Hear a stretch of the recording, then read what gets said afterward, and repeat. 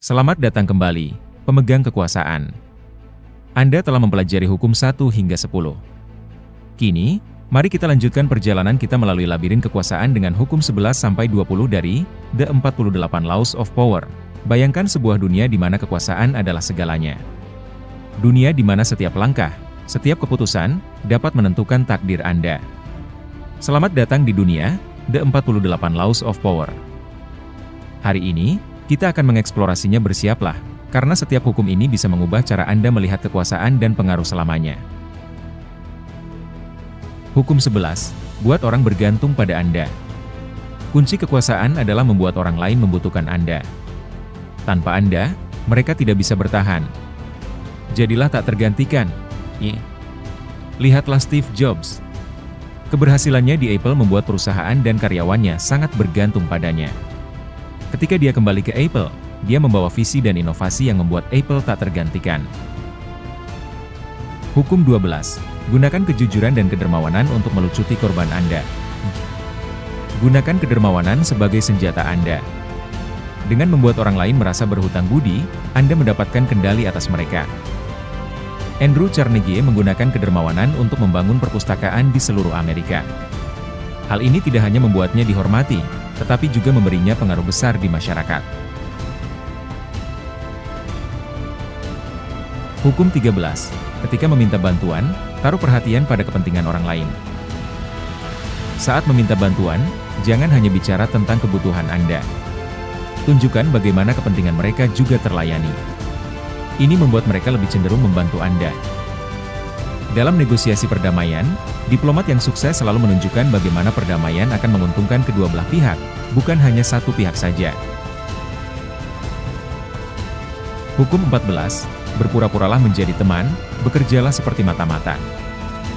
Selalu waspada. Pura-pura menjadi teman, tetapi kumpulkan informasi rahasia. Informasi adalah kekuatan. Selama Perang Dingin, agen rahasia sering berpura-pura menjadi teman dan sekutu untuk mendapatkan informasi berharga dari musuh. Hukum 15. Hancurkan musuh Anda sepenuhnya. Jangan hanya mengalahkan musuh Anda. Hancurkan mereka sepenuhnya agar mereka tidak bisa bangkit kembali. Julius Caesar memastikan bahwa Pompei tidak bisa bangkit kembali sebagai ancaman dengan menghancurkan pasukannya sepenuhnya. Hukum 16. Gunakan absensi untuk meningkatkan kehormatan dan penghormatan. Kadang, menghilang sementara bisa membuat Anda lebih dihargai. Ketidakhadiran membuat hati lebih rindu. John F. Kennedy jarang tampil di publik, tetapi setiap penampilannya selalu dinantikan dan dihormati. Hukum 17. Pertahankan orang lain dalam ketidakpastian dan ketakutan. Ketidakpastian membuat orang lain selalu waspada dan berhati-hati. Gunakan rasa takut untuk memperkuat kekuasaan Anda. Niccolò Machiavelli menulis bahwa seorang pemimpin harus mampu menimbulkan rasa takut untuk mempertahankan kekuasaan. Hukum 18. Jangan membangun benteng untuk melindungi diri Anda. Isolasi berbahaya. Isolasi hanya membuat Anda lemah. Berinteraksilah dengan dunia luar untuk memperoleh informasi dan kekuatan. Louis XIV tidak mengisolasi dirinya di Versailles. Sebaliknya, dia menggunakan istananya untuk mengawasi dan memanipulasi bangsawan. Hukum 19. Ketahui dengan siapa Anda berurusan, jangan menyinggung orang yang salah. Kenali musuh dan teman Anda. Satu kesalahan dalam menilai orang bisa berakibat fatal.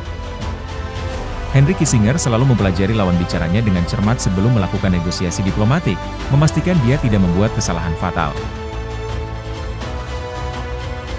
Hukum 20. Jangan berkomitmen pada siapapun. Jangan pernah terikat pada satu pihak. Dengan tetap netral, Anda bisa memanipulasi kedua belah pihak untuk keuntungan Anda. Otto von Bismarck seringkali tetap netral dan memanipulasi berbagai kekuatan di Eropa untuk menjaga keseimbangan kekuasaan yang menguntungkan Jerman. Itulah hukum 11-20 dari The 48 Laws of Power. Setiap hukum adalah alat, dan dengan alat ini, kekuasaan ada di tangan Anda. Gunakan dengan bijak, dan Anda akan menguasai dunia di sekitar Anda.